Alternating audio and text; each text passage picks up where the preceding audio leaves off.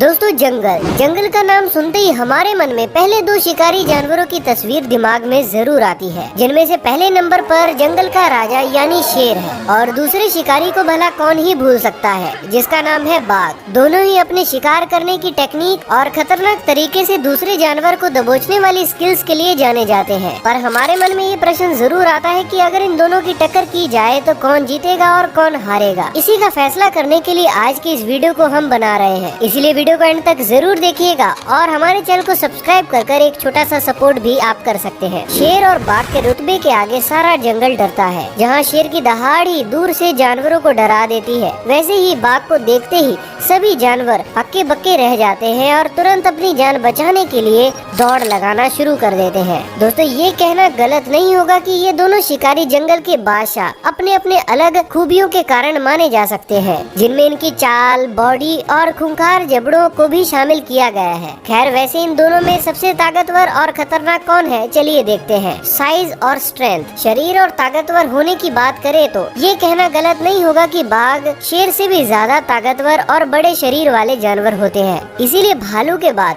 बाघ को धरती का सबसे खतरनाक मांसाहारी जीव माना जाता है और बाघ एशिया महाद्वीप में ही पाए जाते हैं, जो भारत में अलग अलग स्थान पर मौजूद है। अगर भारत के बाघों की बात की जाए तो उनका वजन लगभग 220 किलो तक का होता है। पर वहीं साइबेरियन बाघ को धरती का सबसे बड़ा बिल्ली माना जाता है, जिनका वजन लगभग 300 किलो तक हो सकता है। वैसे अगर हमें शेर और बाघ की लड़ाई करानी हो तो उसमें रॉयल बंगाल टाइगर और अफ्रीकन लायन को शामिल करना चाहिए, जो एक दूसरे को बराबर की टक्कर दे सकते हैं, क्योंकि 8 फीट और 3.5 फीट की ऊंचाई वाले अफ्रीकन टाइगर लगभग 300 किलोग्राम वजनीय होते हैं। इसकी तुलना में रॉयल बंगाल टाइगर की लंबाई करीब 10 फीट और ऊंचाई 4.5 फीट तक की हो सकती है। और वहीं अगर इन दोनों की बाइट फोर्स की बात की जाए तो शेर की बाइट फोर्स 600 psi की होती है, वहीं बाघ का बाइट फोर्स शेर से कई ज्यादा 1000 psi तक का होता है। और वहीं बाघ छलांग मारने में और पंजे से नुकसान पहुंचाने में भी शेर से आगे निकल जाते हैं, क्योंकि शेर छलांग लगाने में सिर्फ 12 फीट तक की छलांग लगा सकते हैं। वहीं उसके विपरीत बाघ ज्यादा वजनी होने के बावजूद भी 15 फीट तक की छलांग लगा सकते हैं। इसे जानने के बाद हम ये तो जान चुके हैं कि अगर रॉयल बंगाल टाइगर की टक्कर अफ्रीकन लायन के साथ करा दी जाए तो इसमें अफ्रीकन लायन को बहुत ही बुरी हार का सामना करना पड़ सकता है, क्योंकि रॉयल बंगाल टाइगर तो अफ्रीकन लायन से कई गुना ताकतवर दिखाई दे रहे हैं। पर दोस्तों अगर बात रणनीति और शिकार करने के तरीके की जाए तो इसमें बाघ से ज्यादा शेर बाजी मार लेते हैं, क्योंकि शेर के शिकार करने की स्किल बाघ से कई गुना ज्यादा अच्छी होती है।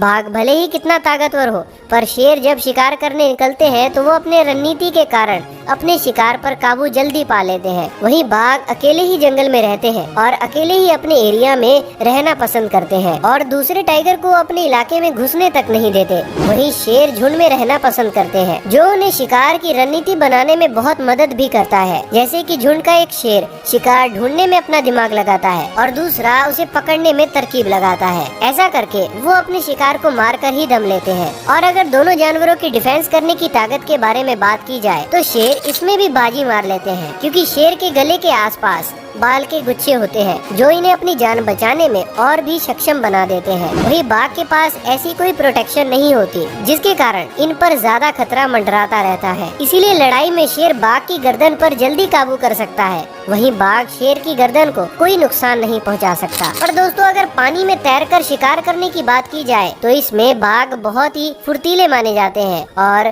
पानी में शिकार करने में बहुत माहिर भी होते हैं। वहीं शेर को पानी में शिकार करते हुए बहुत कम ही पाया गया है, ये ज्यादातर जमीन पर ही अपने शिकार को अंजाम देते हैं। दोस्तों अगर बाघ अपने शिकार या किसी दुश्मन से लड़ाई पर निकलते हैं तो पीछे से वार करना पसंद करते हैं और कभी भी सामने से वार नहीं करते, ताकि इनके घायल होने की स्थिति कम बनी रहे, क्योंकि ये अकेले ही अपने दुश्मन का सामना करते हैं। इसके विपरीत शेर अपने शिकार या दुश्मन पर सामने से ही अटैक करते हैं, क्योंकि वो झुंड में रहना पसंद करते हैं और झुंड में रहने से इन्हें यही एडवांटेज मिल जाती है कि वो बिना डरे अपने शिकार या दुश्मन से लड़ सके, क्योंकि अगर वो घायल हो भी जाए तो उनके साथी के द्वारा उन्हें खाना जरूर मिलता रहेगा, जिनके कारण वो जीवित रह सकेंगे। पर वहीं बाघ अकेले ही रहते हैं, जिसके कारण वो पीछे से ही शिकार करना पसंद करते हैं। वैसे दोस्तों अगर हमारे मुताबिक अगर इन दोनों की लड़ाई करवाई जाए तो हमारे विचार से ज्यादातर बाघ ही इस लड़ाई में जीत हासिल करेंगे, क्योंकि उनके पास खूंखार पंजे और ज्यादा ताकत मौजूद है। वैसे ये कहना भी गलत नहीं होगा कि शेर भी इस मुकाबले में कड़ी टक्कर दे सकते हैं। खैर, इसके बारे में आपका क्या कहना है कमेंट में जरूर बताइएगा। तो दोस्तों, आज की वीडियो में बस इतना ही। हम आशा करते हैं कि वीडियो में आपको बहुत मजा आया होगा। ऐसी ही वीडियो देखने के लिए आप हमारे चैनल को जरूर सब्सक्राइब कर लीजिए।